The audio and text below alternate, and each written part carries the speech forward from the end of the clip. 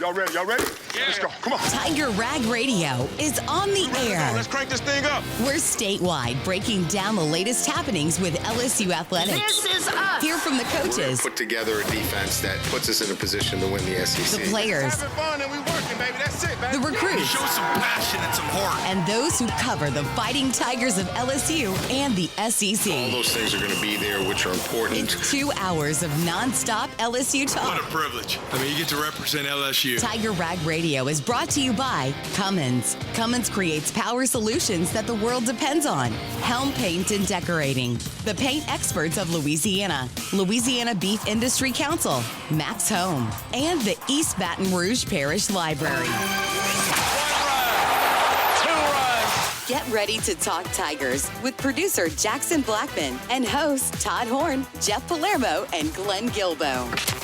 There's a lot of players that are better people than they are players. This is Tiger Rag Radio, live from Super Chevy Dealers Studio. And good evening, everyone. Welcome to another edition of Tiger Rag Radio. Jeff Palermo, along with the executive editor of Tiger Rag Magazine, Todd Horne, and the editor, Glenn Guilbeau. Glad you could be a part of the show here tonight. Jackson Blackman producing. We'll hear also from Andre Champagne a little bit later on in the show, but we got a good show lined up for you tonight as we continue to get you ready for the season opener. In fact, we're going to start to break down the Clemson Tigers. Coming up in hour number 2, Jon Blau of the Charleston Post and Courier. He will join us to talk about the 4th-ranked Clemson Tigers. Charles Hanagriff from, of course, who's been covering LSU for a long time now, the co-host of Live at Lunch on ESPN 104.9 in Baton Rouge. He will spend some time with us. We'll get his thoughts on what he's anticipating from the 2025 Tigers. And a tough story that broke on Friday with JT Lindsey being arrested. The man who helped broke it, and seems like has, as usual, a lot of the details or a lot of the information on this story. Chris Nakamoto, investigative reporter for WAFB-TV here in Baton Rouge. So we'll get into all that and a lot more. Again, glad you could be a part of the show tonight. Good to see Glenn back in the studio after his European vacation. Thank you. How was it? Great to be, it was awesome. I mean, the best thing's the weather. Yeah. I mean, 60s and the high was like in the 70s, but it was beautiful. London, Liverpool, Belfast, First Galway. time? Yeah. Well, I've been to London before, but the first time to Liverpool and Ireland. Yeah. Dublin, but just beautiful, beautiful country, and a lot of beer, a lot of scotch, a lot of whiskey. Hey, did you see Chevy Chase anywhere? Was Chevy Chase I did not see Chevy. I saw Nick though. Nick Saban was out there. No, I'm just kidding. No, I didn't. Where was Chevy? What are you talking about? European vacation. The gosh, movie. European man, right over my head. Yeah. But I was looking for Bono and Edge, but I didn't yeah. see them. No, you didn't see them, no. But I did go to a vinyl record store, and the dude said that Bono came in not long ago and tried to get stuff for free. You know, like, I mean, he didn't try to steal it, but he just was like, "Hey, I'm Bono. Yeah, just give it to me. Give it to me." Yeah. You know, he said it's amazing how rich people will do that. And then I found a bar. It's called the Long Hall, as an HALL, that Bruce Springsteen hangs at, and he's got a special bourbon, Redbreast bourbon, named The Boss. He's got one bottle, and there's another bottle at the place, but they don't open it. So that was cool, but It sounds like a lot of good marketers over there. And you were keeping up with all the practice reports, right? Oh yeah, definitely. I was keeping up with Tiger Rag and tweeting a little bit, but I've never liked August as a sports writer. It's too much. Mundane. Yeah, and it's too much what we're going to do. You know, I really get interested when the games start. Right. But and I have been to more practices this summer than usual.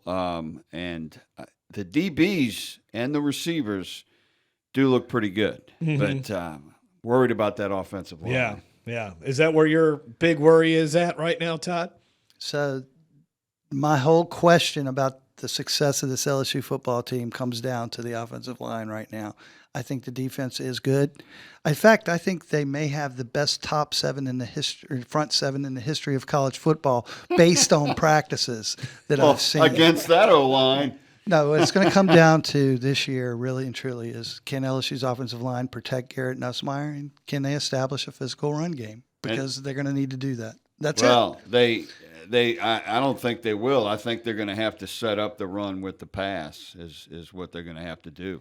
Yeah, that's troublesome. Yeah, that doesn't really work. Yeah. Well, the St. Louis Rams made it work, but yeah, I don't know if Joe Sloan is quite that advanced yet. How much of it is on the offensive line and how much of it is on this running back room? I think the running back room is pretty talented. I really do. I realize they're short on numbers because they keep having problems with freshman running backs like Trey Holly and JT Lindsey, and those situations are contributing to their shortage. But Caden Durham, Harlem Berry, Caleb Jackson, I think those three guys constitute a good running back room.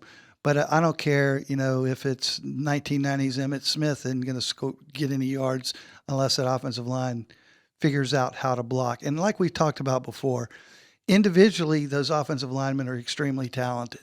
They're all top recruits. They're big, they're strong, they're fast, they're quick. But they're not gelling right now, and they're not able to handle their tasks, when it comes to executing simple blocks at the line. And that's obvious. I mean, you don't have to be a football genius to see that happening out there right now. And that's not to say they won't get that corrected. And, maybe they can get it corrected, but when they go against Clemson on that opening day, they're going against one of the top defenses in the country for sure. Top defensive lines in the country. Well, and the defensive backs aren't bad either. And they're also, this great defense that we think we've seen, is going to be going against an offensive line, and we'll get more detail on this later, that is in their third year playing together. Mm-hmm. And they have a receiver room that is equal to or close to equal to what LSU currently has, and they've been playing together for a while. They have a quarterback who is as good as, reportedly, allegedly, as Garrett Nussmeier and Clyde Kubnick. So they've got their work cut out for them. The breakdown on the offensive line, is that throughout the line? Is it an interior issue or the tackles struggling? I think the tackles are doing better than the guards. Yeah, my opinion is that the center interior of the defense, where left guard, right guard, and center, they're just getting beat. Yeah, constantly. I mean, Ahmad Bro and Dominic McKinley, man, they had a good morning today. Bernard Gooden is the biggest culprit. He looks like Guillory. He looks like a superstar. Yeah. And he's a small guy, relatively speaking. He's only 260 pounds as opposed to your typical 290, 300 pound. He's a good talker too, man. Yeah. Go ahead. If he's able to do what he's doing against LSU, if he's able to do that against Clemson, then LSU's defense is in great shape. But if he's not, it's a tough first game for LSU on a lot of levels. I mean, not only is it on the road, it's at a brand name in college football. Plus, they got a great defensive line, and LSU's got a new offensive line. I mean, it couldn't be a worse opener, right? For LSU, yeah. It really couldn't be. And it's the best team they play on the schedule, too. I think so, too. I was about to say the same thing. This is LSU's toughest test of the year. They're better than Alabama. I think they're better than Florida, obviously. They're better than Ole Miss. I don't think Ole Miss is going to be that good at all. Mm-hmm. But, having said that, it's still possible that as good as this roster is at LSU, and overall it is a very good roster, probably like Kelly said, it's the best roster he's had, and it's probably – on paper as good as any roster in the country, but they could be easily 1-2 after 3 games. Mm-hmm. Lost to Clemson, a loss to Florida. Yeah, because Florida's got one of the best defensive lines in the country as well. Yeah. Getting back to the running backs, and we're talking about blocking, who's going to, out of that group, be your guy in the backfield to pick up, to pass block? Because Josh Williams filled that role so well for them. Do they have someone that could do that? That's a great question, and obviously that's a responsibility that Caden Durham and Caleb Jackson and, of course, Harlan Berry are going to have to pick up. And, of course, they've moved Juwan Johnson from quarterback since last week to where he's predominantly playing running back now and being used a lot on outlet passes and things like that. I don't know. I mean, obviously, Caden Durham is going to have to develop that blocking ability. Yeah. But I don't see LSU backs staying in to block that much. It could just be what we're seeing. I see them mainly running out for passes. So it looks like Juwan Johnson will be a running back this season. I think so. And probably play more than 4 games. I think so. I think he's going to be an integral part of the backfield moving forward. Yeah, and I think he started playing more running back just over this weekend with Lindsay. Literally, I mean, Saturday. it started with Lindsay. Yeah, exactly. He had been taking some direct snaps and been playing a little bit, but probably from what we had seen, the practices we had seen, the time we had seen, he was probably playing maybe 10% of the time at running back with a running back. But now he's basically there 100% of the time. I think Caleb Jackson's been having a good camp. So yeah, I was going to ask you, how did I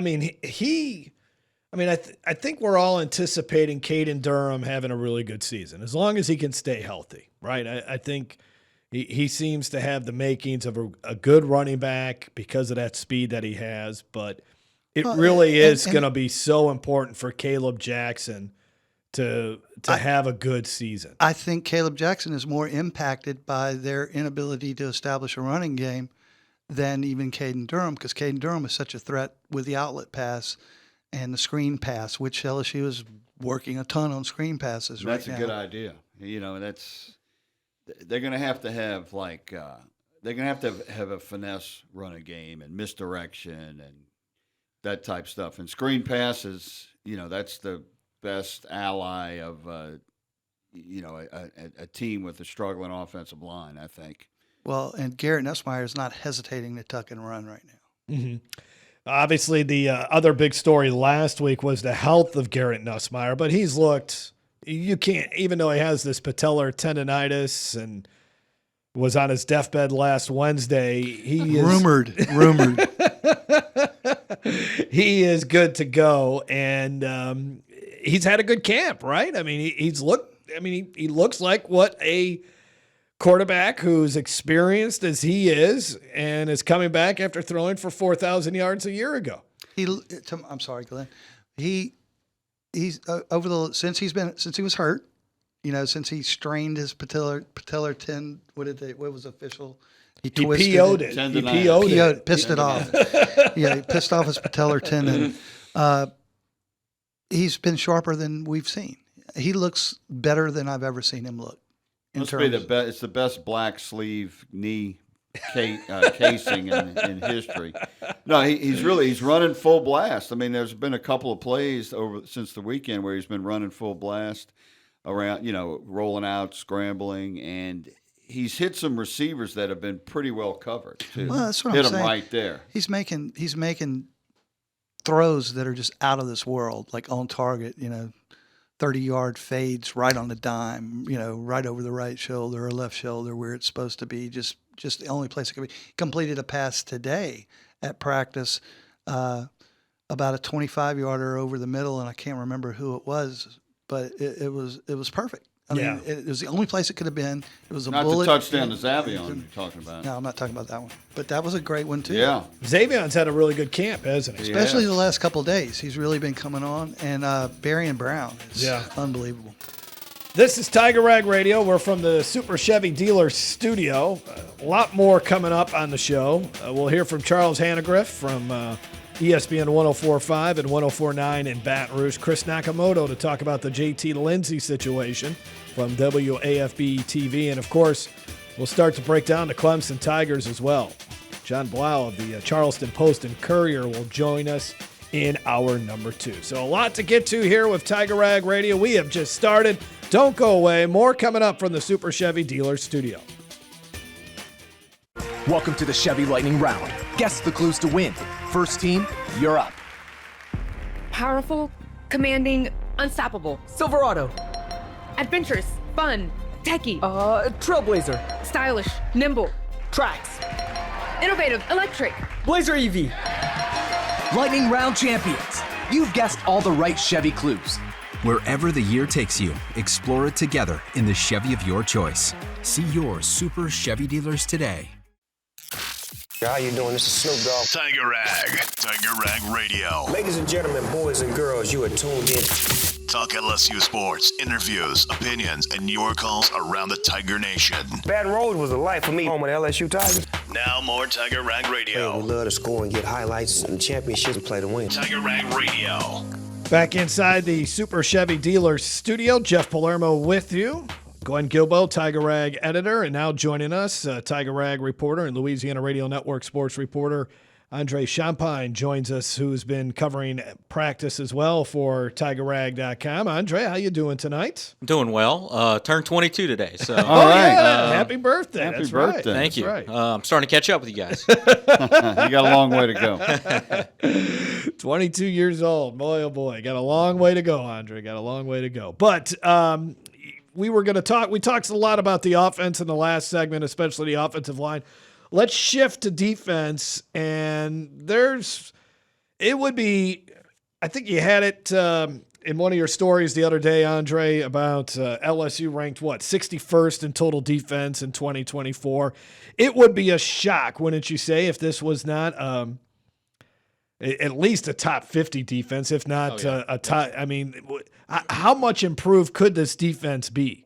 It seems like they could definitely make that kind of change from 61st to at least, like, say, a 31st or top. Right. I would even say top 25. They have all the tools they need this season, at least, to be successful. I think it's going to come down to schematics, and it's going to come down to Blake Baker to put those guys in the right positions. But this year, like we said, the defensive line is as deep as ever, but they're also versatile. We talked about that last week.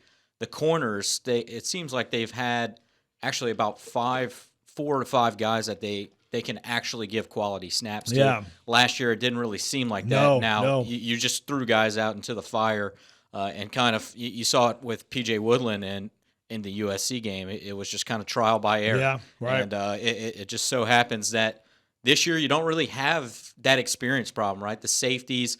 We talked with Ashton Stamps today. I don't know if Glenn heard this conversation, but Ashton Stamps said it just feels different this year, especially, in the defensive back room, because the safeties are making it an effort to kind of get on that level with the cornerbacks because, Stamps said they can't really communicate with each other as far as the corners, but the safeties can communicate with the corners, and that has been something that they haven't done in previous years. But I think schematically, it's going to be really interesting this year what LSU does, especially at the defensive line position. They're throwing guys in that play the outside, but they're throwing them in at defensive tackle, right? We've seen Pyburn go in the inside. We've seen Relaford play in the inside.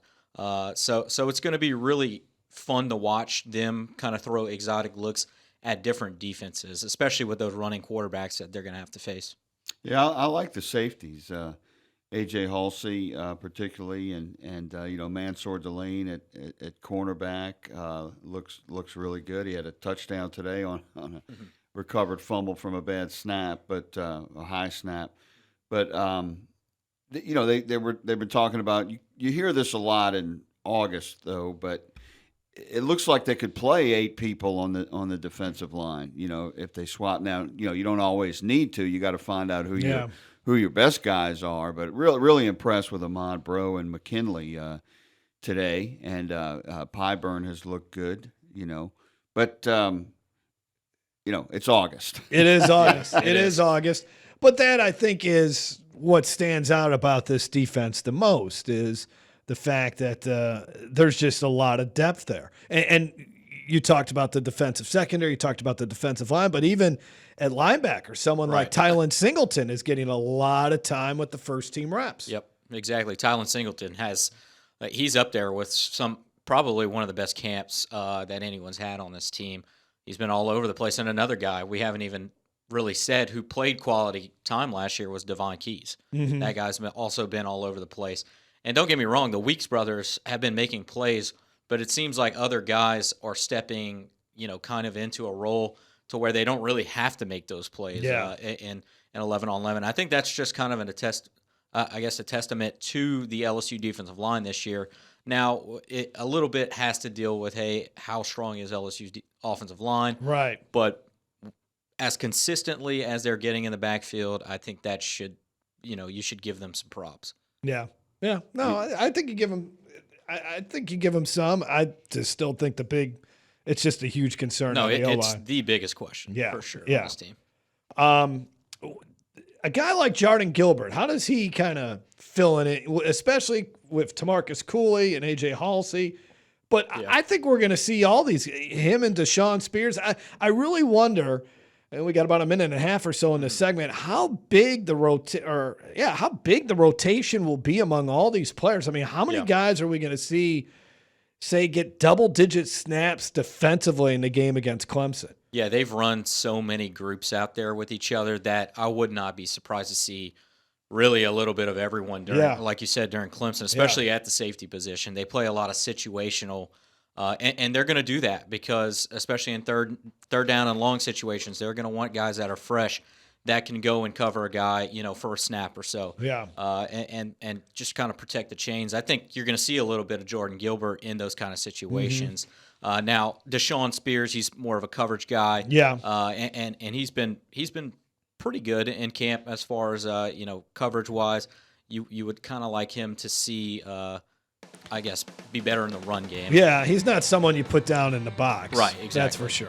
All right, we got to take a break. When we come back, Charles Hanagriff will join us on the Max Home Hotline. Of course, longtime sports talk show host in Baton Rouge. Him and Jimmy Otts currently have a show called Live at Lunch on ESPN 104.9 in Baton Rouge. We'll get Charlie's perspective on this upcoming football season. So stay tuned for that. We're inside the Super Chevy Dealers studio on Tiger Rag Radio.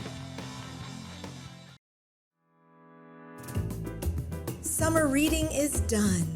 Back to school has begun.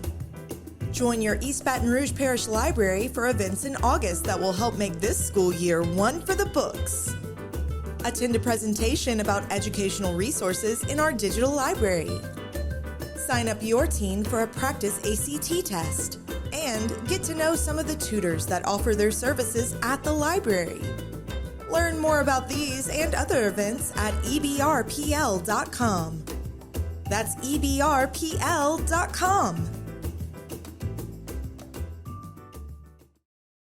Tiger Rag Radio. The details do matter.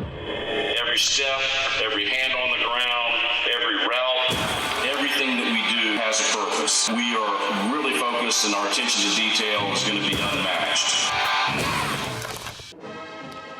Back here on Tiger Rag Radio, Jeff Palermo, along with the executive editor for Tiger Rag Magazine, Todd Horne, and the editor, Glenn Guilbeau, as we continue on from the Super Chevy Dealers studio. We're 18 days away from the season opener, LSU and Clemson, on Saturday night, August 30th. And Charlie Hanagriff joins us now, of course, a longtime analyst of LSU football and ESPN Baton Rouge Radio. Him and Jimmy Ott co-host a show Live at Lunch, 11 to 1 on ESPN 104.9. Charlie, I know you're amped up for another football season. How you doing tonight? Doing great, Jeff. Good to be with you guys. Yeah, it's good to be with you. I mean, Brian Kelly is very overly optimistic about this team. I think he loves the depth that he's got on this team. I know you've been out to practice a few times, Charlie. What's your thoughts on what you've seen and what you've been able to observe? Well, I think he's right on. The depth of this team, I think, is going to be the real big strength. Glenn and I were talking at practice on Saturday. If you take LSU's first unit on defense that they sent out on the first day of camp, there are 95, I went and counted up, 95 starts from the players that make up the second unit. And 75 of those starts come at the Power 4 level. Now, even if you shake up who they had out there the first day, regardless who you think is going to end up starting at safety or starting along the defensive line, that's still a large, large number. And there's another 33 starts on the second team offense, depending on who you think are going to be the first wide receivers. So no matter who goes out there for the first snap at Clemson, there's going to be somewhere between 120 and 140 starts worth of experience on the second unit. That's unheard of, and that's transfer portal era related, obviously. So I think the strength of this team, it's why I'm a little bit skittish about the amount of emphasis they put on the opener. Not that it's not tremendously important, but I think the strength of this team is going to be from the middle of October back rather than at the beginning where they're still trying to work in some fresh faces on that offensive line. Charles, this is Todd. Hey, you bring up the offensive line, and we've talked extensively about it on the show. Kelly's very bullish, he says, about that offensive line. And in one-on-one drills, that offensive line has looked really good. But when you get to 7-on-7 and 11-on-11, they don't look very good. Is that, they're halfway through camp right now. They're young, they're inexperienced, but they're extremely talented. Can you see them coming together so that LSU can put together a running game? Because they haven't had a running game for 2 years, and they're going to need a running game. And right now they don't look like they can protect Nussmeier against this defense, and they certainly don't look like they're establishing a running game. Do you think they can do it? Well, it's going to be a hard chore for the first game, especially with Clemson's defensive front as good as they are. I think they will get there. If you think about Kelly's first year, okay, that first game in the Superdome where I think they had Garrett Dellinger playing center, and, Emory Jones wasn't yet in the starting lineup, and it was a fluid situation well into September. And I think at least two of the spots on this offensive line, that's going to continue. I think both guard spots are in play, and I think they're going to remain in play into the regular season. I actually think the kids with the bigger upside are on the second unit right now. I think the tackles are fine. They just haven't played very much. And then Braylon Moore, I think, is an experienced center, but he hasn't played with any of these guys. Asking an offensive line to come together and be fluid in 4 weeks of practice is a very tall order. So not initially, but again, when I think they get the 5 that they're comfortable with, and I don't think they got the 5 that they're comfortable with yet, but I think that when they do, you get into week 6, week 7, into November, and if they make the playoffs going deeper, I think that's where it can shine. But do I expect them to be able to just go out there and dominate the line of scrimmage and run the ball at Clemson? I do not. What kind of finesse plays you think they might have, Charles, if they can't run the ball up the middle? Like, you think they can set up the run with the pass, or what kind of plays do you see from Joe Sloan in that regard? Well, they've got some fabulous toys to work with, okay? We're seeing Jawan Johnson now in the backfield, okay? When we started camp, it was, is he going to redshirt or not? I think that ship has sailed. And you can do all kinds of things with him. You have Barry and Brown and Chris Hilton, who are two of the fastest people in the Southeastern Conference. I think you can do some things with that. I would love to be able to tell you that they can do some things in the screen game. I just don't think they've worked on it enough. But I do think there's some quick hitter stuff and the enormous amount of speed that they have. Aaron Anderson in the slot, I think, is something that you can do some creative things with. So I can't tell you chapter and verse. I just know that they've got more weapons to work with than they usually do, than they did last year, for sure. Maybe not 2 years ago, but certainly than they did last year. What do you think of Joe Sloan as a play caller? I mean, we haven't had a lot to look at, but what are some of your impressions? I think when you're trying to run the football and you can't, it makes it really tough on a play caller. It's kind of like a pitch caller. You can call all the fastballs you want, but if your guy can't throw it for a strike, what's the point? Right.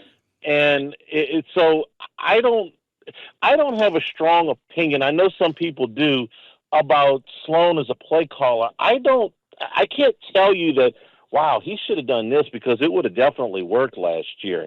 He was fighting an uphill battle there with what they thought they could do and what they were actually able to do. So I'm in a wait and see on him. I know Nussmeier's comfortable with him, and that goes a long way with me because the quarterback's got to be comfortable with him, and this is year 2 of that. So that's encouraging, but I can't tell you that, oh, well, he screwed this up or he screwed that up last year, because I think he was at times swimming upstream. What's the ceiling for this team, though, Charlie, if they can't run the football, if they have the struggles that we've seen here over the last couple of seasons? They're not going to be a completely inefficient rush team. I can't see that. Durham is too good of a back. I think that there's enough talent there in that offensive line that it'll eventually come together. It's hard for me to envision them struggling to run the football from start to finish, though I guess I would have said that last year, Jeff. So maybe if they can't run the football, they can't win it all. Okay, there has to be some semblance of a running game. I mean, even in 2019, you had a Heisman Trophy winning quarterback and the current two best receivers in the NFL. But who won them the Alabama game? Clyde.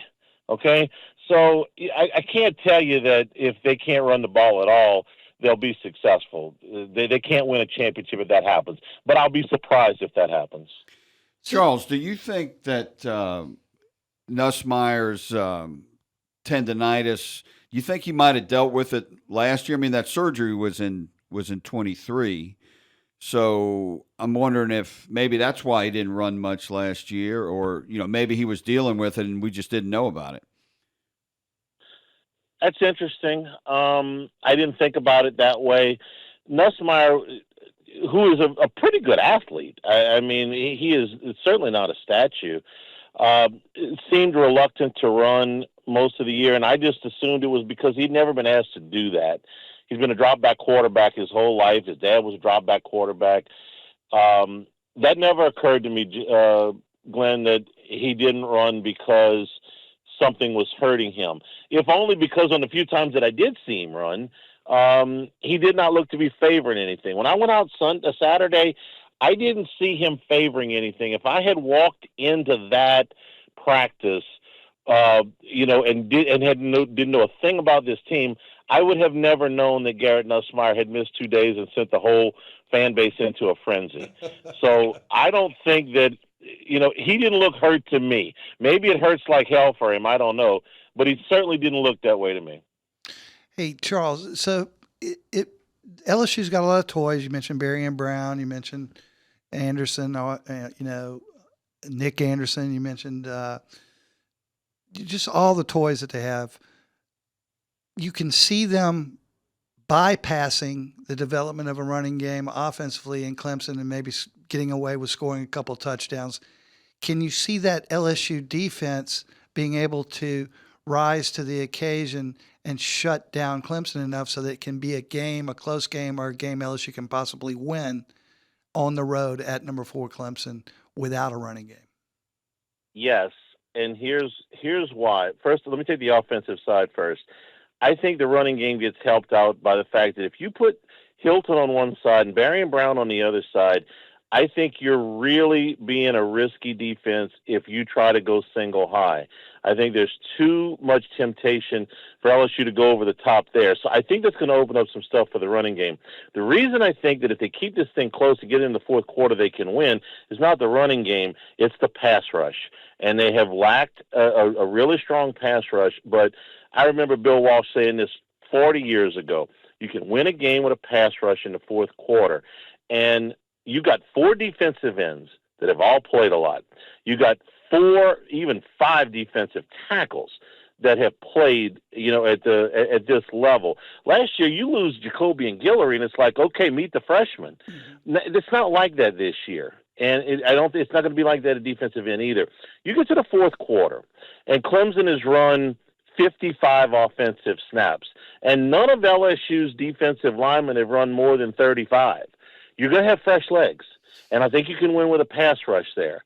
But if you're telling me, hey, can LSU's offensive line wear down that Clemson defensive front and run the ball in the third and fourth quarter, and like Les Miles did, and hey, look, we're going to be physical, and by the fourth quarter we're going to really dominate Pitt? No, I don't see that. I see big plays on the offense, and I see a pass rush on the defense with fresh legs on that defensive front. And I didn't even mention Harold Perkins.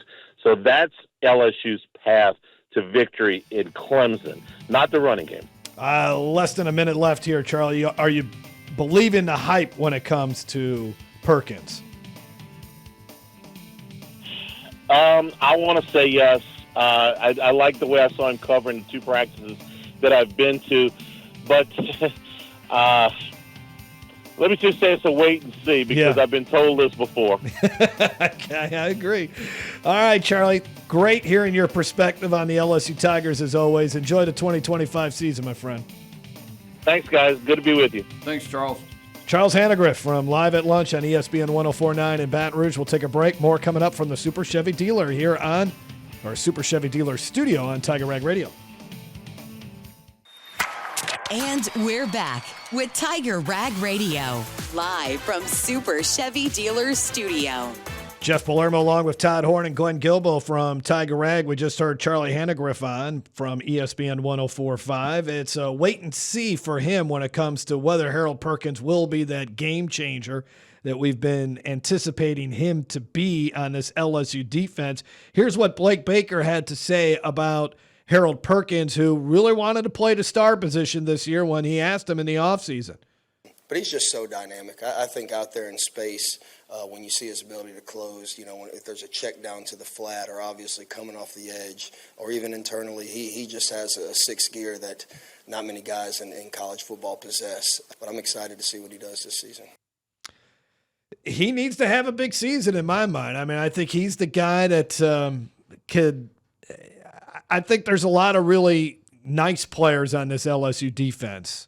But they need a couple of great ones, and he has the ability to be a really good player on this LSU defense. Yeah, I think, like Baker said, he's what he didn't say is we're putting him back to where he can actually affect the game and utilize his skill set, his unique skill set, and that's what that's what he's doing, and he's doing that in camp right now.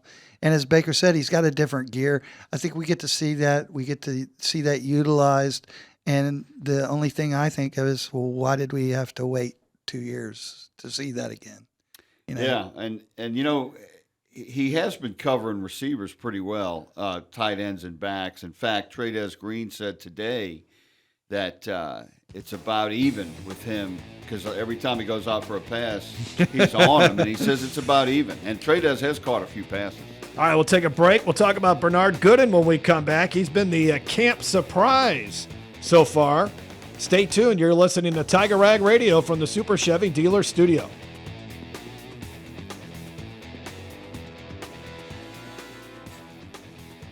Tiger Rag Radio. The details do matter. Every step, every hand on the ground, every route, everything that we do has a purpose. We are really focused, and our attention to detail is going to be unmatched. Back here on Tiger Rag Radio as we wrap up hour number 1. Chris Nakamoto from WAFB-TV will be joining us for hour number 2. At the start of it, talk about the unfortunate situation that has occurred involving JT Lindsey. Really unfortunate for everyone. Even, obviously, our thoughts are with the victim's family in this case where this all started. 2 individuals wanted for murder, killing another teenager. Just a horrible story. And once again, a freshman LSU running back, highly touted from the state of Louisiana, is involved in something that I don't think anyone would have thought would have occurred during their time at LSU, but this is where we're at. So we'll get to Chris with that coming up in the next segment. I don't think anybody would have thought when camp opened in late July that we would be talking about Bernard Gooden, but really, you hear about him every day at preseason camp. Here's a kid that was at South Florida last year. Had about 10 tackles for a loss, I believe, somewhere in that. A great game against Alabama. Yeah, honorable All AAC for South Florida, and he has been someone that just pops during every practice. And here's what defensive coordinator Blake Baker had to say about Bernard Gooden. That was a great pickup. Bernard Gooden has been a joy in every sense of the word to coach. He is high energy. Thing that he does really well because he is so twitchy and has such good get off. His second foot's in the ground before the offensive lineman. So even though he might be giving up 30 pounds, he's able to get leverage and get power, and the offensive lineman doesn't have his second foot in the ground.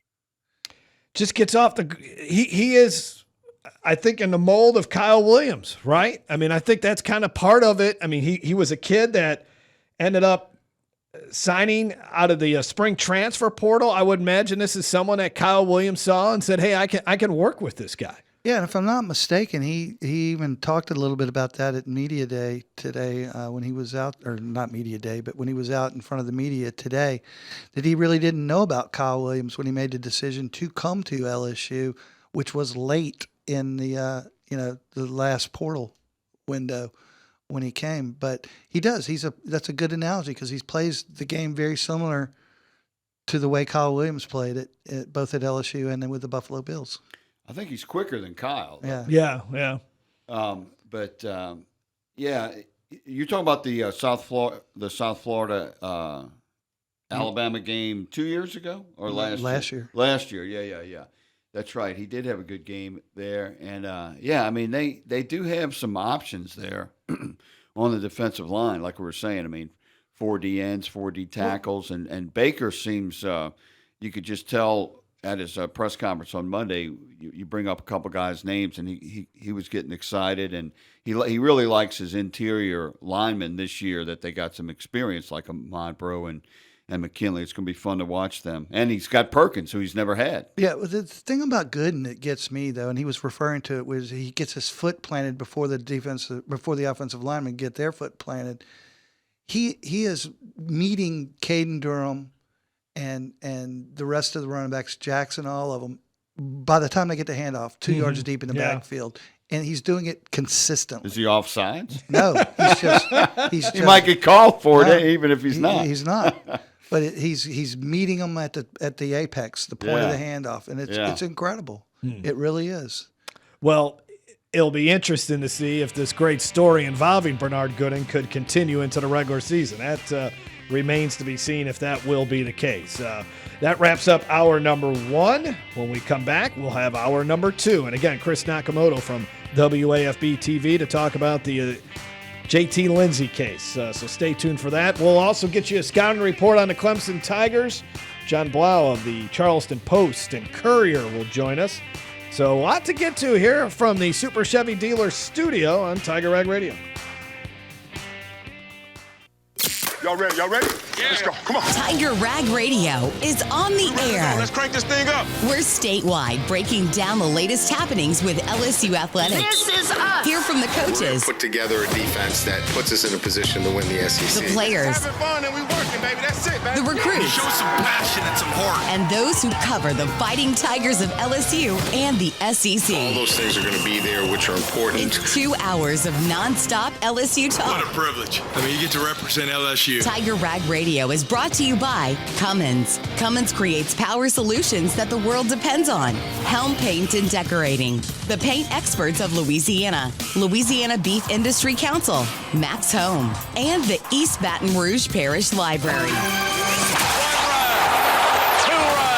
Get ready to talk Tigers with producer Jackson Blackman and hosts Todd Horne, Jeff Palermo, and Glenn Guilbeau. You want players that are better people than they are players. This is Tiger Rag Radio, live from Super Chevy Dealers Studio. Hour number 2 of Tiger Rag Radio. Jeff Palermo, News and Sports Director of Louisiana Radio Network, along with the Executive Editor for Tiger Rag Magazine, Todd Horne, and the Editor, Glenn Guilbeau, as we begin hour number 2 of Tiger Rag Radio from the Super Chevy Dealers Studio. 18 days away from the season opener. We'll start to talk about the Clemson Tigers later on in this hour. Jon Blau of the Charleston Post and Courier, he will join us to give us a scouting report on Clemson as they prepare for that big matchup Saturday night in the, the Little Death Valley? The other Death Valley? Death Valley Junior. Death Valley Junior. Thank you. It's the first time LSU's ever played a top 10 matchup on the road to open a season. Really? Mm-hmm. All right, say that again to me. First time LSU's ever played a top 10 matchup on the road. On the road, okay. Season. So not neutral site. Season. Wow. Yeah. Not. You're not talking neutral. This is on their field, right? And Brian Kelly does not have a good record against top 5 teams on the road, Todd Horne. Hey, man, I'm not saying anything bad about Brian Kelly. Oh, okay. All right. Not today. Let's see what happens 20 days from now when we have our first show after the Clemson game. We'll find out. We'll see who's pounding the desk then, if it's going to be Todd Horne or We Brian. are not who I thought we were. All right. Let's get into a serious matter, unfortunately, here. Chris Nakamoto, who, of course, does an outstanding job with his investigative reporting with WAFB-TV. He broke the story on Friday about JT Lindsey, arrested, charged with harboring two individuals that police were looking for as a result of a murder that occurred in May in Alexandria. Chris joins us now on the Max Home Hotline. Chris, thanks a lot for spending a few minutes with us tonight on Tiger Rag Radio. How you doing? Thanks so much for having me. I'm a big fan of y'all's show. Oh, thanks. We appreciate it. First of all, I guess just give us a little background, Chris, how you were able to get word that JT Lindsey was in an indirect way involved in what happened as far as involved with harboring two murder suspects from Alexandria, his hometown. So that's a good question. So we were actually out covering something completely different, and my phone rang Friday, and they said, my source said, hey, did you hear about this LSU football player that's probably going to be arrested today? And I said, no, tell me more. And they said, well, I don't have a name, but essentially you really need to start looking into it. So immediately I started making some phone calls, and I obviously know that Chris Perrette represents a lot of football players if they've ever had issues in the past. So I immediately reached out to him, and I said, hey, what can you tell me about this LSU football player? And he said, well, what do you know? And I said, well, I hear one is about to be arrested. And then turns out Chris Perrette, it was just a lucky phone call. He was actually representing JT Lindsey, and he had confirmed that, yes, he was wanted on some obstruction charges, and actually it turned into accessory after the fact to second-degree murder because two individuals who were wanted for murder in Alexandria, Louisiana, were actually staying on campus in his apartment. And it appears, according to arrest records, he had been staying there. These individuals have been staying there since July 24th and were using his student ID to come and go. Damn. So as he confirmed that information for us, we started asking some more questions, and we tried to figure out, okay, well, where's he going to turn himself in? Is he going to be at, the parish prison? Is he going to go to LSU police? Well, we knew that it was an LSU dorm, so he was probably going to have to turn himself into LSU police. So we decided to just take a chance and show up at LSU police. And sure enough, as soon as we get there, within 30 minutes, he's walking in with JT Lindsey. And I said, hey, you have a second to just tell us what's going on? And he was very brief in what he told us, but it was kind of enough to just say, hey, look, he claimed JT Lindsey knew nothing about it. And he said he's going to fight these charges very vigorously. Say, Chris, this is Todd. So can you paint the timeline of what happened for us? I mean, you mentioned July 24th there. We know LSU started actual move-in for fall practice for fall camp on the 29th, and then they started practice on the 30th. And we know the players are staying at a hotel and not in their campus apartments. But were these two individuals who are friends of Lindsay's or acquaintances of Lindsay's staying in the apartment since the 24th? Is that what you were saying? That is what we were hearing, yes. So they were staying in the apartment for as far back as July 24th from what arrest records showed, and they were arrested last Monday. And when they were arrested last Monday by U.S. Marshals, our sources are telling us they also recovered 4 weapons in there, 2 AR-15s, a Draco, and a Glock. And from people who are, hunters, those are not hunting rifles by any means. And so they're high-powered weapons, and they were found in there. Now, it's unclear who those guns belong to. Did they belong to the suspects? Who did they belong to? And so I think all of that essentially will be sorted out. But yes, he very much was staying there. Those suspects were staying there in Lindsay's apartment, according to these arrest reports, since July 24th. Now, one thing that Chris Perrette told us throughout the course of our investigation on Friday is that JT Lindsey had no idea that they were wanted for a murder in Alexandria, which, whether you believe that or not, that is their side. And of course, he's innocent until proven guilty, and he'll have his day in court. But from what the investigators are saying, Alexandria is a very small town, and so they don't really believe that story that he was unaware that these individuals that he was connected to he was unaware that they were wanted for murder. And so all of that is typed up in the arrest records as well. Yeah, so Lindsay's supposedly saying he was not aware that they were wanted for murder, and we don't know where the weapons came from or who the weapons belonged to, but we do know that the individuals were using his student ID to access the LSU-owned athletic apartments where he was staying, correct?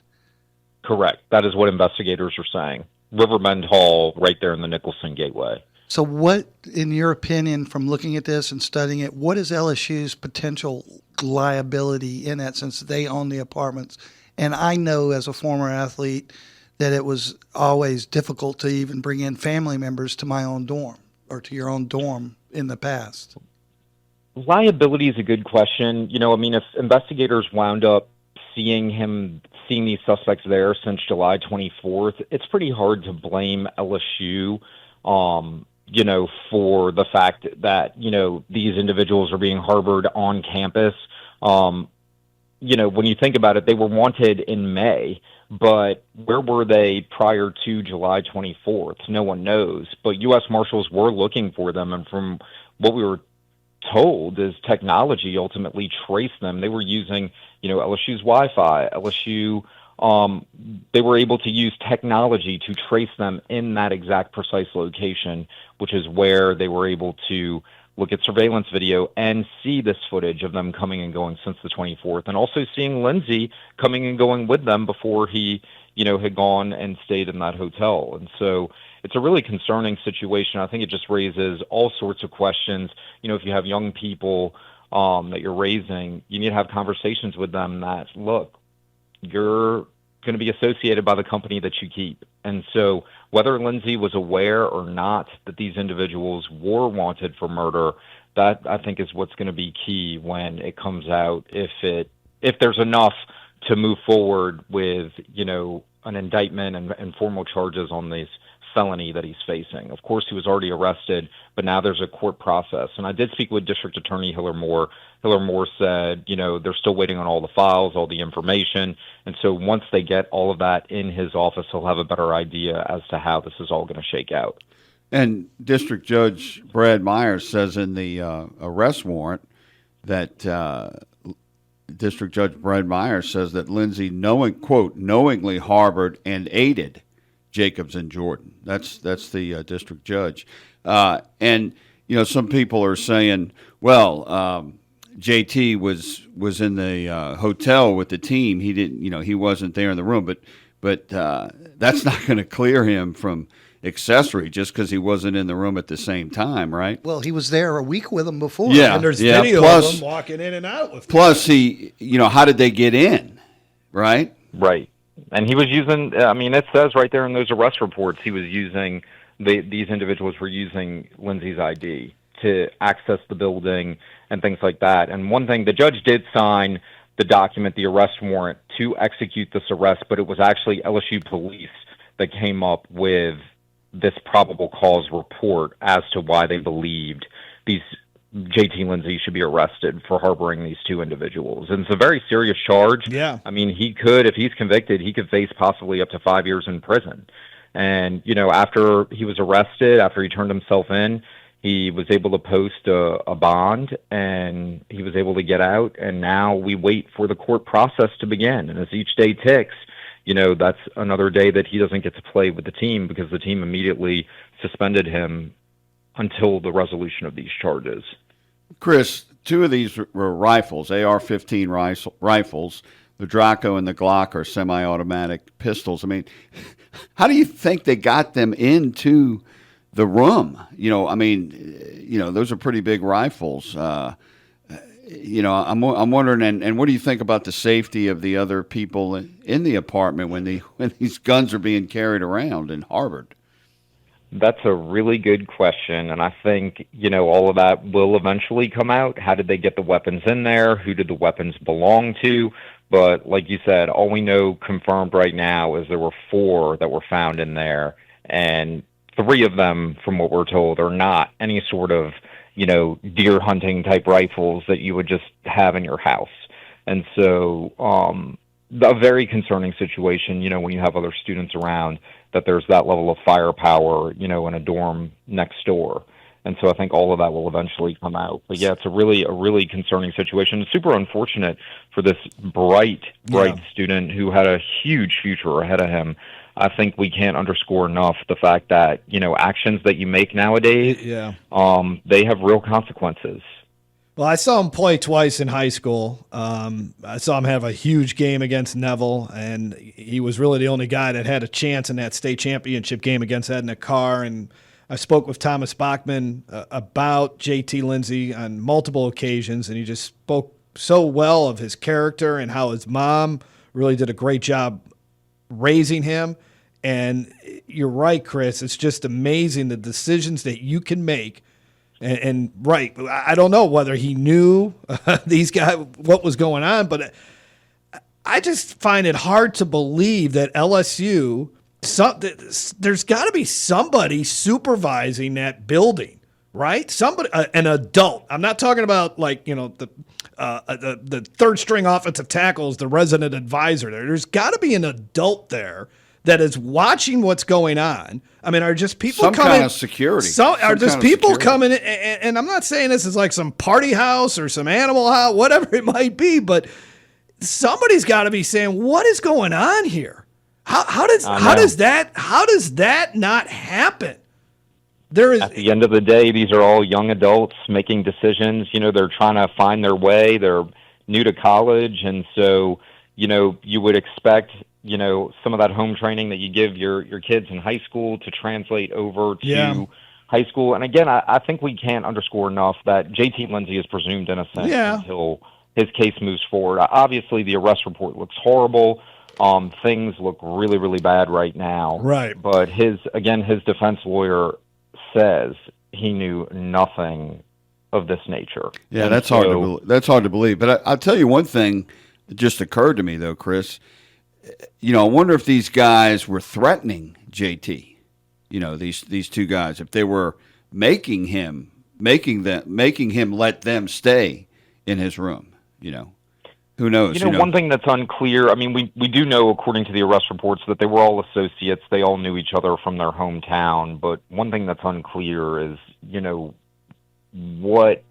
what made him invite them there, or whether he was threatening, whether he was threatened to have them. I think all of that will come out as this investigation progresses. And again, the DA is waiting for those reports. Yeah, just because you know somebody doesn't mean you like them. And I can't believe, I go back to my time as a freshman, and I was really cautious. I can't just believe he shows up on campus and he's like, "Yeah, you guys, you could stay here. Yeah, no problem." I just, he had that.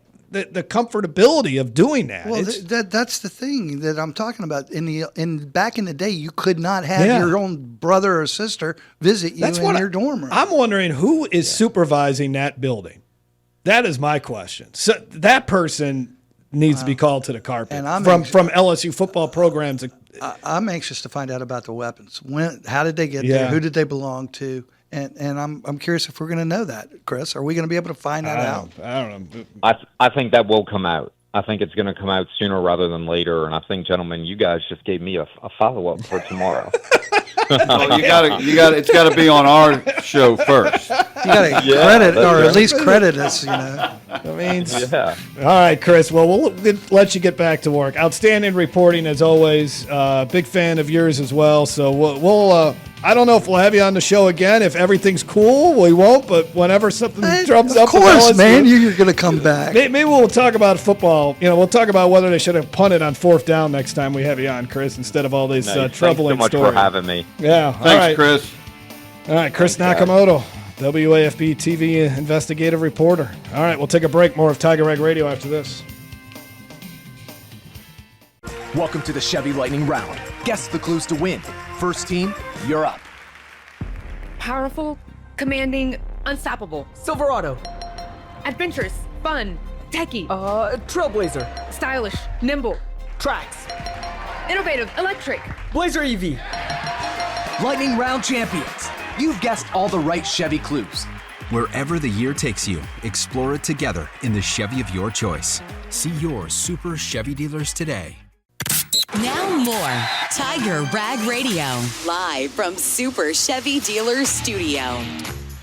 Well, good conversation there with Chris Nakamoto from WAFB-TV Investigative Reporter. And there's just a lot of questions with this JT Lindsey thing. And I don't know whether he's innocent or not. I'm still floored by the idea. And maybe I just don't know this building where they're staying at, just how loosey-goosey it is as far as who can walk in and who can walk out, and nobody knows anything. Those are the two most appalling things to me about this whole story. Back in the day, when athletes stayed at Bruce Hart Hall, or even when my girlfriend lived in a dorm on LSU's campus, you could not get into the facility, or much less go up to the room, unless you had passed 5 different security measures or what have you, you know? Yeah. And here you've got 2 alleged second-degree murderers that are staying in this, using his car to enter and exit at their liberty, and there's assault rifles in there, and DJ Pickett could be living next door. Yeah. I mean, what's going on? Yeah, and it's ridiculous. I mean, I know Chris Perrett, the defense attorney for JT Lindsey, he has to defend his client, but Chris and other people at LSU who we've already had contact with who are trying to say that Lindsey knew nothing about it. I mean, all you got to do is read the arrest warrant. I mean, it says in the arrest warrant for Lindsey's arrest warrant says investigators interviewed an associate of Lindsey who advised that Lindsey had told the associate prior to their apprehension of the 2 guys from Alexandria that Jacobs and Jordan were wanted for murder. So not only did he know what they were wanted for, they had his ID, they were in there. I mean, it's really a fantasy to think that he didn't know that these 2 guys were in his room, whether he was in a hotel or out of town or anything. So it's ridiculous to even think that. And we don't, this has to be fully adjudicated and everything has to come out. And, I certainly hope the kid somehow or another is able to continue to pursue his career. But this is a dangerous situation. This is a dangerous situation.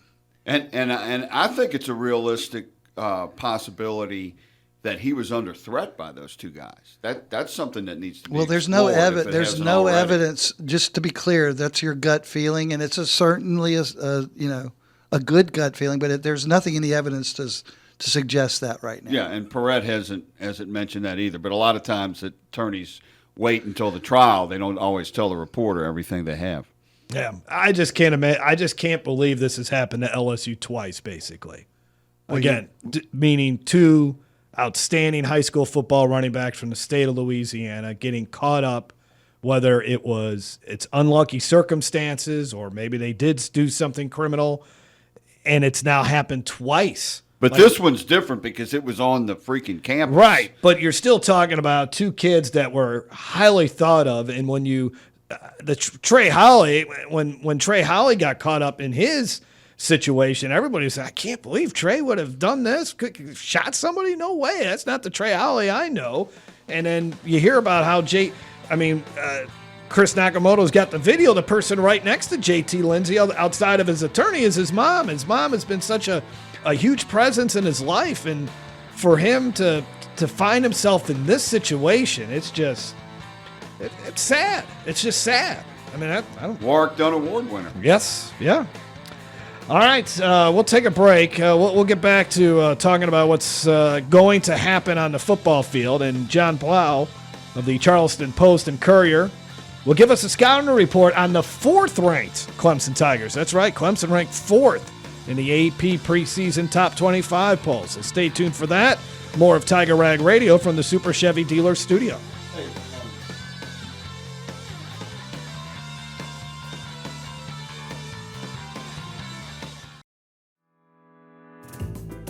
Summer reading is done.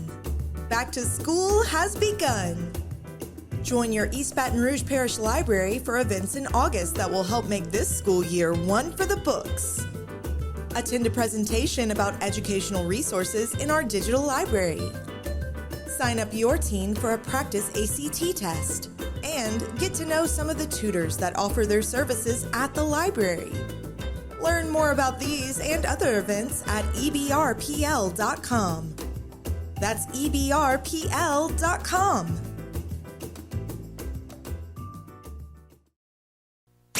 You should call that radio station and let him have it.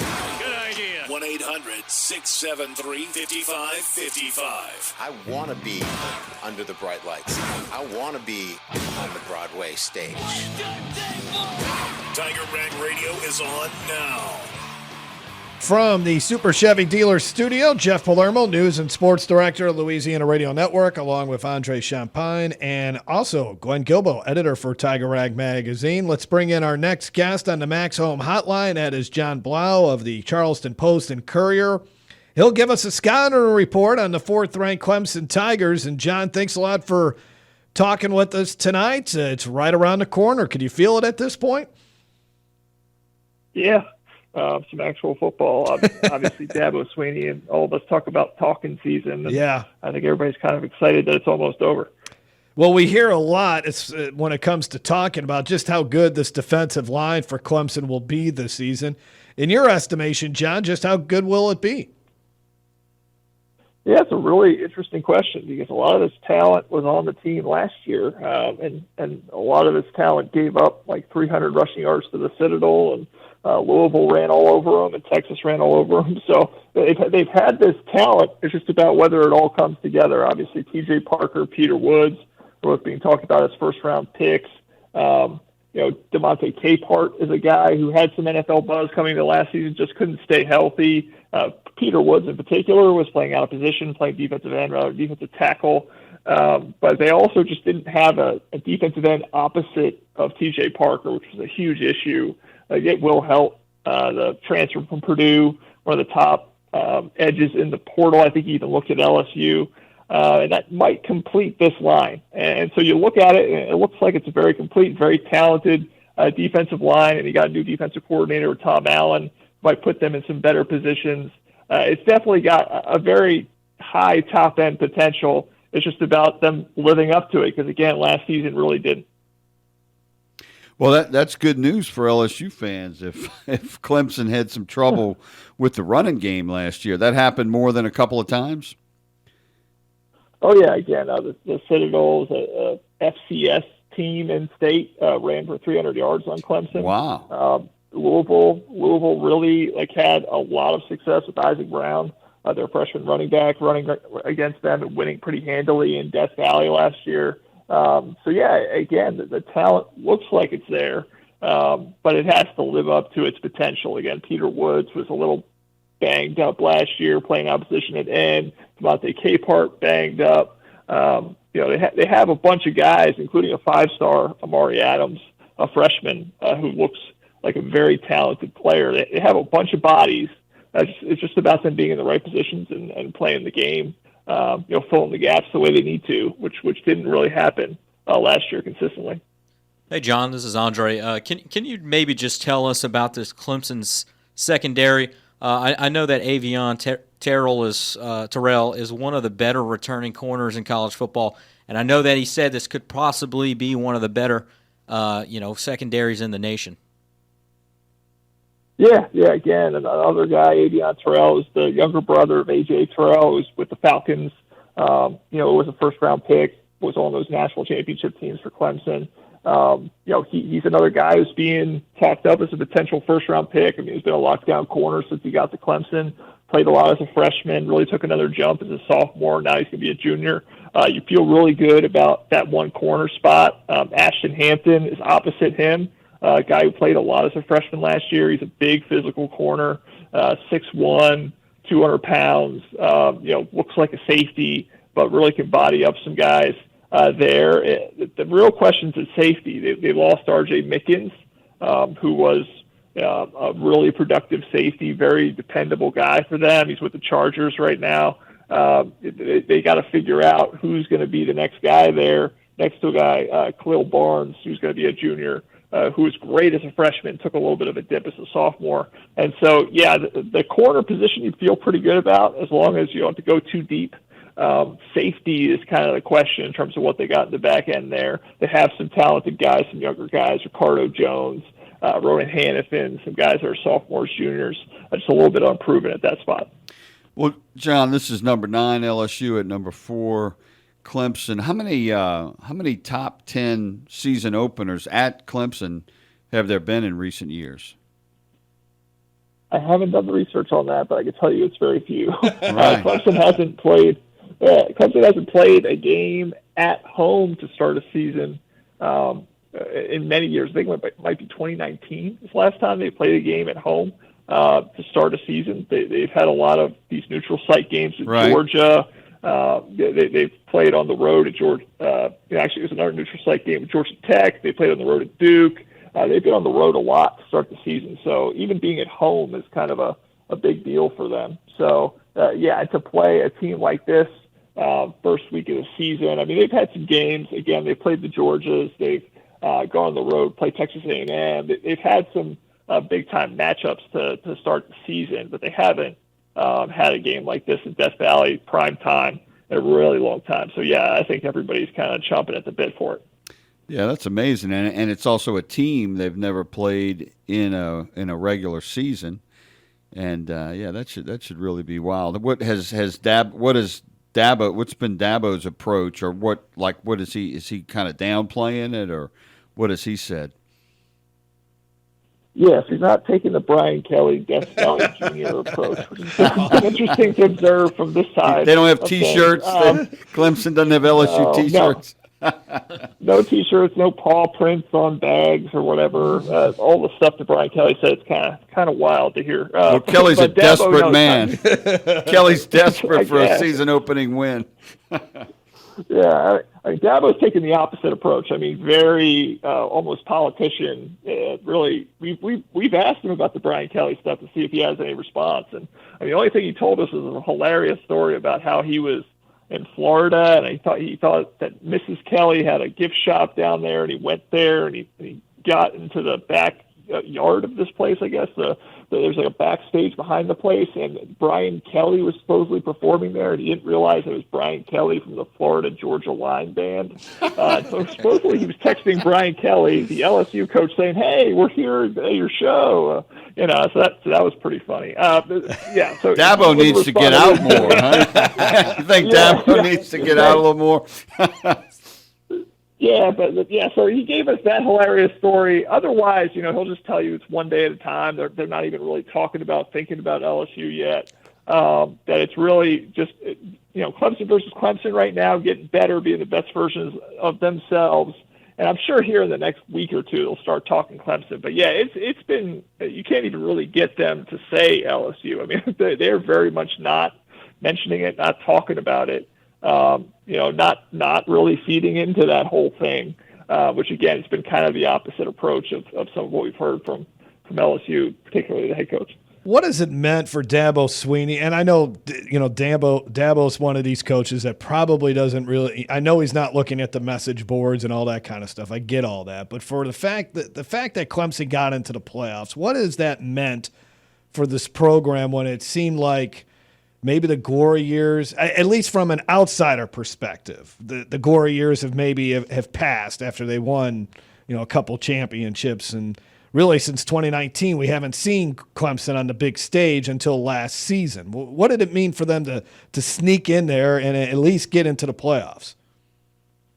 Yeah, it was really important. They had that 6-year streak of always being in the playoffs, 6 straight years, and then they had 3 straight years without it. And they came close in 2022. I mean, they had a couple losses there at the end. They kind of bounced them from that top 4. But to get in, even if it was kind of backing their way in, I think that what Dabo Swinney says is it gave them a little bit of a view of the top of the mountain. They saw, they were standing in front of it. They didn't quite make the climb all the way up.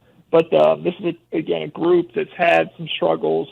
Kate Klubnik in particular, the quarterback, I mean, his first year as a starter was not great. I mean, they started 4-4 on the year. They really had to battle 5 straight wins starting with one against Notre Dame to really get things moving in a positive direction. And then he comes back last year and really takes a huge step forward, but still, again, some disappointing losses to Louisville, South Carolina, just not really, rising to the occasion. But to see them rise to the occasion towards the end of the year, to beat SMU in that ACC title game, to go to Texas, even though they lost by a couple scores, to be within a touchdown in the fourth quarter and rally and score points on a Texas defense that really had not given up a lot of points all year, especially through the air. I think that really did give them some positive mojo, momentum. Obviously, it's been a love fest from the media perspective for Clemson. To see Paul Feinbaum saying that, Clemson's great again is crazy. But, especially when he was saying Clemson was dead for a couple of years there. I think it was huge for the narrative, but obviously they got to capitalize on it this year. And obviously it starts with the LSU game, first game of the season. And, John, you were at the national championship game in the 2019 season, right? I was not, actually. I was covering Indiana football. So that's actually kind of the funny thing. Tom Allen's our defensive coordinator. Cool. So I covered his season there. But I know about it, though, obviously, Clemson's 2019 year, but I wasn't there. Yeah, well, one of the things that Dabo kept saying that week was that, this is not fair. This is an LSU home game, playing it in New Orleans. He brought that up a few times. Sometimes he was kind of half kidding. But, I think that's something he'll probably bring up with his team. Now we got LSU in Clemson. Yeah. They're the home team now because New Orleans really is kind of a home game for LSU. And that was a great team he had that year. So he may not be saying that publicly, but I bet you think he'll bring that up to his players. Yeah. I mean, I'm sure there's all kinds of things he's brought up. I'm sure the Death Valley Jr. stuff has been brought up within, the walls, just not to us. Because again, I don't think they want to feed it back to LSU at all. He's kind of, I don't know if it's taking the high road or it's just again evading. I'm sure Dabo is not averse to taking any little thing he can take. I mean, he was telling us about, again, in relation to the Death Valley Jr. quotes, he was saying, Michael Jordan used to just make stuff up about what people said about him and how much they, to kind of create tension and rivalries. And if it works for certain guys, it works for certain guys. And so I'm sure Dabo is going to have some things to say. He might harken back to that 2019 year. I have no doubt he'll find something. John, thanks a lot for talking with us. Enjoy the football season. Should be a lot of fun come August 30th. Appreciate your time tonight. I appreciate it. Thanks for having me. Jon Blau of the Charleston Post and Courier with a scouting report on Clemson. Take a break. More coming up on from the Super Chevy Dealer Studio here on Tiger Rag Radio. Tiger Rag Radio is back on the air, live from Super Chevy Dealer Studio.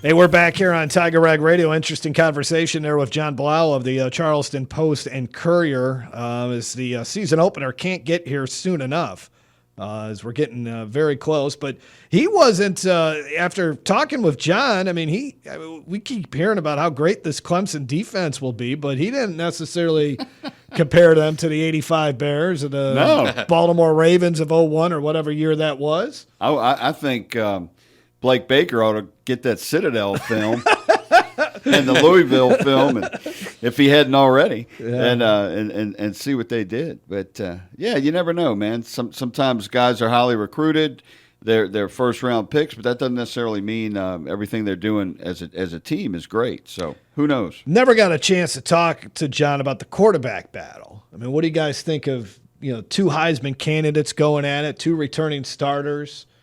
Guys that are expected to lead their teams to the college football playoff, battling it out in this game? Yeah, as crazy as it seems, it's so early in the season that, everyone is pulling for maybe a shootout, right, as a college football fan, right?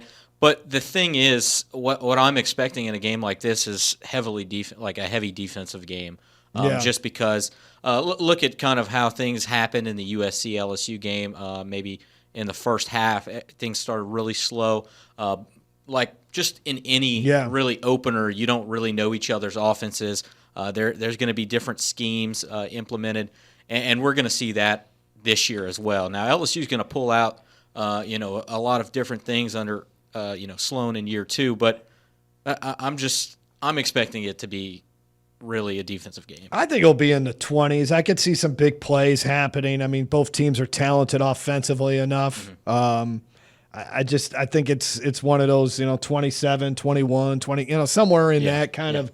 But for, large parts of this game, both offenses will be just scuffling just because it is the first game and you're going up against good defenses. And I'm saying LSU will have a good defense. Right. Well, Cade Klubnik's he's a heck of a quarterback. He doesn't quite have the, the flair and the arm that Nussmeier has and the accuracy. But, the amazing thing, Nussmeier's compared to Daniels and Burrow a lot. And he had a better junior year than both of those guys. Oh, yeah, for sure. So if he improves as much as those two did, he could really have a hell of a year. We'll take a break, and we'll wrap up Tiger Rag Radio from the Super Chevy Dealer Studio when we come back, so stay tuned for that. You should call that radio station and let him have it. Good idea. 1-800-673-5555. I want to be under the bright lights. I want to be on the Broadway stage. Tiger Rag Radio is on now. All right, we're wrapping up the show from the Super Chevy Dealer Studio. It's myself, Jeff Palermo, along with Andre Champagne and the editor for Tiger Rag Magazine, Glenn Guilbeau. Glad he could be a part of the show. It was a good show. Heard from Charlie Hanagriff, some really good perspective as far as what he's seeing from LSU after watching a couple of practices. Good interview with Chris Nakamoto on the troubling story involving JT Lindsey. I think there's more there to certainly unearth, and if there is somebody that is going to unearth it, it will be Chris. And then Jon Blau of the Charleston Post and Courier gave us a scouting report on the Clemson Tigers. A couple of notes here before we get out of here. Tough break for Will Clapp, the Saints' backup offensive lineman, an injured foot, and he will be out for the year. They've already put him on injured reserve. Odell Beckham is not retiring. I usually don't fall for those, and Andre knows. Well, I said to Andre earlier, hey, Odell Beckham retired today, but I was like, as the day was going on, I'm like, I think I would have thought I've heard more about Odell Beckham retiring, and it turns out it was a parody post, one of those guys that tries to imitate. Well, his Twitter name was actually Adam Scheffler, but it was, instead of the L, it was a 1. Yeah, see, so I missed that. It's hard to see that. But the picture looks like a retirement picture. No, it's the real graphics that they use. And but it's just a picture of Odell Beckham looking at the Giants stadium with his son. That looks like a picture you would take if you're a player that's retiring. You're moving on to being a dad and a family guy or whatever Odell was going to be.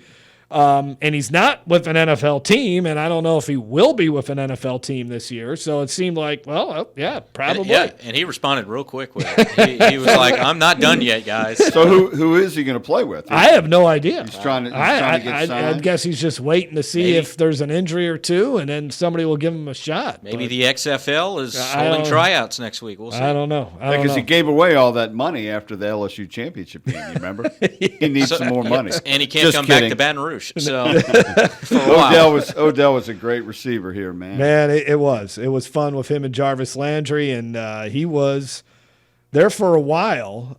One of the biggest names in the NFL. He was. He had 3 great years with the Giants. Yeah. And once it was Eli. really something. And he wasn't a diva when he was at LSU. He became a diva with the Giants. But he wasn't the great, and this was back when media can actually kind of talk with the players, where you can catch him off and get him to. He was not a really friendly guy, though, with the media. He didn't really want to partake in that. Right. I just remember that. He was never a guy that wanted to come out, and he had that bad game in Florida the one year where he fumbled the ball. They played like it was like 100 degrees out in the swamp. It was just a bad game. It was one of those less mild games where you feel like you're going to the dentist because the offense can't do anything. Yeah, and Les threw him under the bus for that fumble, too. Yeah. He really did after the game. Yeah. And Odell and Jarvis had a good rivalry their whole time at LSU. But he was a great player. He's a great player. So, but I think that retirement announcement is coming soon. So, all right, we got about a minute left. Andre, what are you anticipating seeing from camp here? I guess there's no media access the next couple of days, but so I mean, the next 2 days, I'm sure they're going to be heavily implementing some things from Clemson, if I had to guess. And this weekend, I expect the offensive line to at least be competitive. Now, I will say they had a few struggle days, last week, but I think Saturday was one of their more impressive days. Now, Glenn, you could correct me if I'm wrong, but maybe not Saturday. It was the day after that they had all those false starts. They had a way better day, and they were actually much more physical. And now they couldn't tackle that day. So granted, maybe the defensive line couldn't go as hard, but the offensive line has to get better in the run game. They're going to scrimmage Saturday, and that's probably going to be the most significant scrimmage because the next scrimmage after that's usually a dress rehearsal. Yeah. So that's going to be a key scrimmage Saturday for playing time possibly. All right, guys, that will do it for Todd Horne, Glenn Guilbeau, Andre Champagne, our great producer Jackson Blackman. I'm Jeff Palermo. For the latest in LSU sports, check out TigerRag.com. That does it for us here from the Super Chevy Dealers studio. Have a great night, everyone.